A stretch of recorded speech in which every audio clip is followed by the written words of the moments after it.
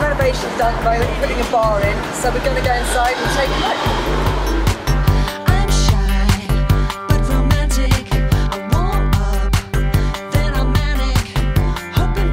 Pure Groove has broken the mould when it comes to selling music, using their label to put out exclusive limited editions and their shop space as a live venue to promote them. Tarek is one of the founding partners. Hi there. Hi, I'm Sahil and I do publishing. I'm Simon, I look after the retail side. Hi, I'm Dan, label coordinator. My name is Charlie and I do design work. Hi, my name is Ziad and I look after everything to do with the shop floor. You started back in 1989 and obviously the market has changed massively since then. Yeah. Did you start out as a shop or as a label? We started off as a shop. Right. It was a kind of dance boom at the time. Mainly 12 inches obviously, and mainly vinyl. There's music coming from everywhere. From the UK, the Italians were doing loads of stuff, and obviously the Americans, mainly kind of Chicago at the time, and New York labels, 80, early 90s. And then slowly we always felt that we always tried to be not necessarily one step ahead, but we were always looking for the next new thing. And then we went through the drum and bass thing, then the garage thing was on our doorstep. Pirate radio started up, a lot more kids were listening or had access to the music. The garage thing kind of boomed, we were involved in that. I think at that point we did set up a label or labels, and you generally had they satisfied a sound, so you can have they're kind of categorised. So the garage label, we had a label called Locked On that did the garage stuff. And we evolved from there to having our first album, then CDs were suddenly around, and I suppose as we progressed to maybe 2 or 3 years ago, we started getting back into kind of the more, as a dance thing kind of faded off a bit for us, we got more excited about kind of bands and more electronic sounds as well. We started to do in-stores, and the live element kind of came into our play. And I guess our move now to West Smithfield is we have a space that has a stage. We've cut down it doesn't look like a traditional shop, a record shop. We have less stock.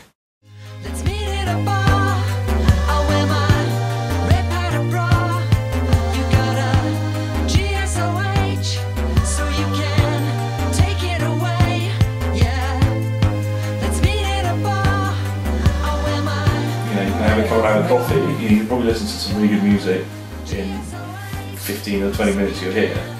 Maybe read some interesting release information or music, band info, and go. Or maybe come and watch a band.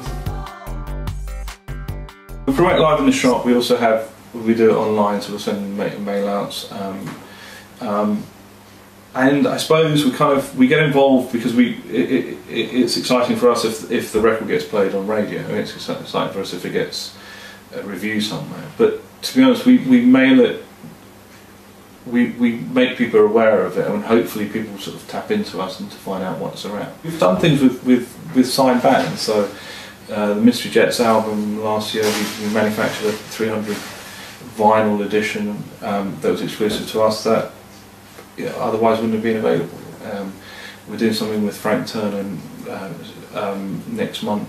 Do you find that other labels are quite open? I mean, I suppose it's fantastic promotion for them very much. Yeah, I mean, a lot of people when we started 6 months ago, everyone was really sceptical and querying everything or not answering back because they thought it was, I don't know, they couldn't understand what we were trying to do maybe, but more and more people seem to be, and once we've done a few, I think people realise that it's just it could be an extra, or it could be something that might help launch someone. It might be something, but ultimately, I think it keeps most people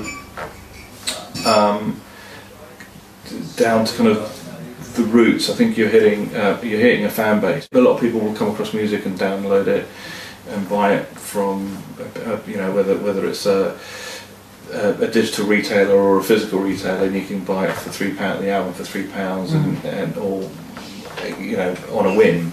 I think what we're doing is we're in a, I suppose, slightly more of a tastemaker's market. There's a label called 50 Bones, which we do exclusively through here. So everyone's got a different colour vinyl, or has different inserts. So Little Boots, for example, did her first release with a green vinyl.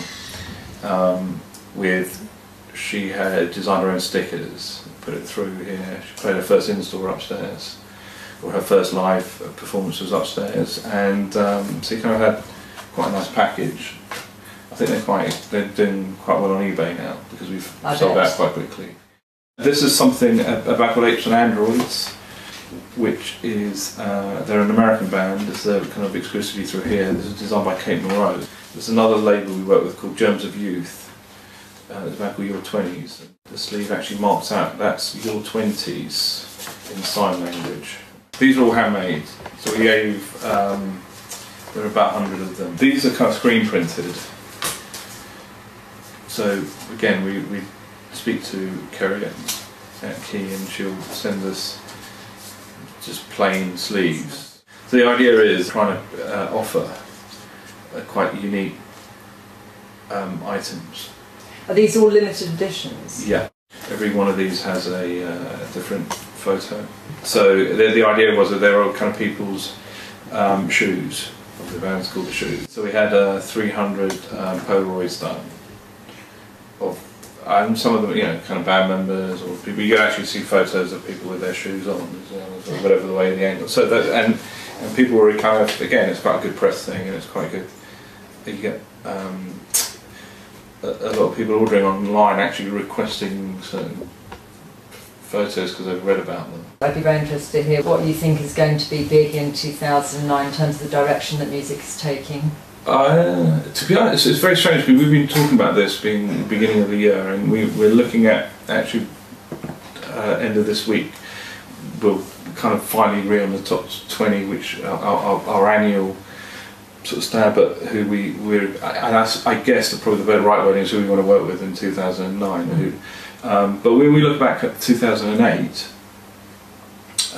Little Boots was on, but there's also bands like Cock and Ball Kid, Thomas Tantrum, and such, who are still almost being tipped again for 2009. It's just, so I think there seems to be kind of there's a bit of a gap between someone coming to anyone's attention and actually them sort of either making it or not, if you see what I mean, any kind of finality. So they're still in development in a way, and which I think is quite interesting because it's that hasn't, I don't recall it happening for a few years. So in a way,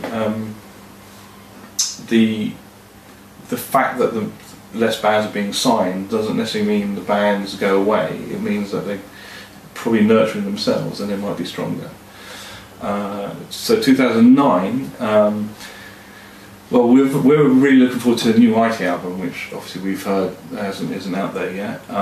We think it's amazing. Again, we've sort of, the physical side will be limited. We have an album we're doing for a band called Joy Formidable, which was like an 8-track handmade, screen printed box, and the contents are going to be the CD, but there's also going to be other stuff like photos and handmade by the band. There's a new talent, someone called Charlie XCX, who's I think 16, and we're working with her and her management to put something out in April, which will again kind of just, I think the blueprint is to have something that kind of links her and where she is. So I think we're talking about having a pack. We're going to develop a package that will contain some music, but will contain, I suppose, her life in a bag. Singles. The band called Gold Teeth. We're working on a kind of cool design for that label. Primary One and The Shoes on the 50 Bones. So Marina and the Diamonds. From pretty much the same stable as Little Boots on a local Neon Gold, which is great. There's quite a few. To find out more about what's coming up at Pure Groove, visit their website at www.puregroove.co.uk.